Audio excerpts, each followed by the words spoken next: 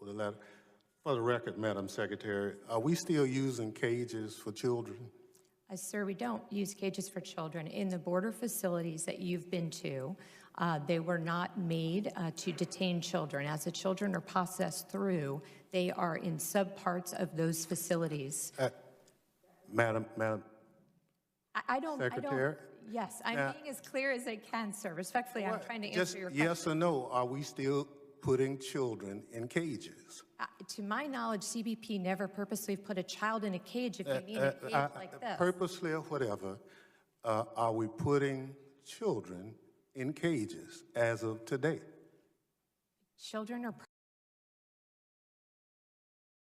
processed at the border facility stations that you've been at.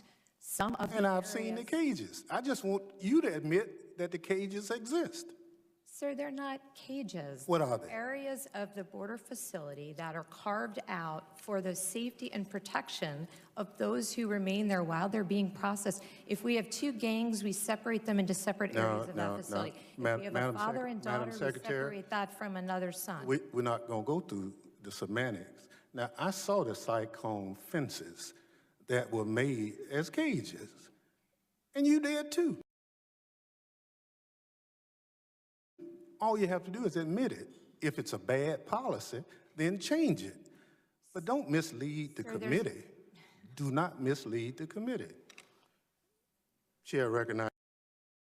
Tom Homan is former acting director of ICE. He knows a lot about this. He joins us tonight. Tom, thanks very much for coming on. So the argument, to the extent you can call it that, from the other side is often, look, the details don't matter. What matters is that the Trump administration has constructed cages, and they'll get teary as they tell you this, into which, for reasons of racism, it is throwing Latin American children and letting them languish.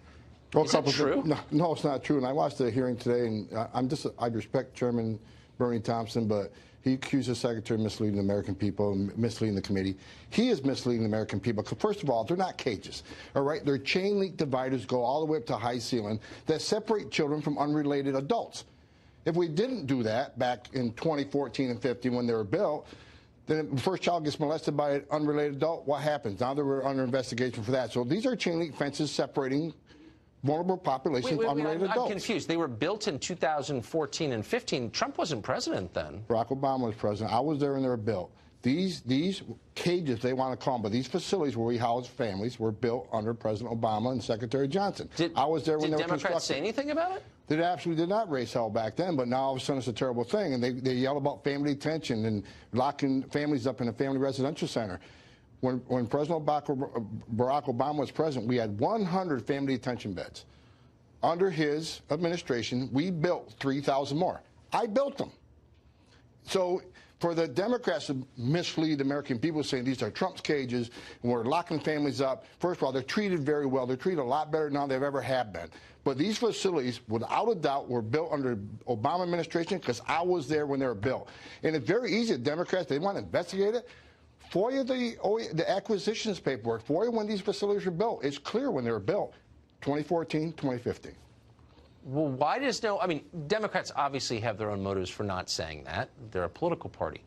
But why wouldn't people who are reporting on this for a living make that clear, that we've had these since the last administration, like them or not? I mean, that's the fact. I've never heard that. I'm not a politician, and I'm not running for office. I'm a career cop for 34 years. I just can state facts. But as a citizen, the media is anti-Trump. Look, I think the story is 90% of the stories are anti-Trump. The Democrats, they know the border's out of control. Anybody who doesn't recognize that is just ignoring the facts. But their hatred for Trump is more important than their responsibility to protect our nation, protect our borders. That's just a stone cold fact, and it's unfortunate. I've never seen anything like this in my 34 years of doing this job. It's incredible.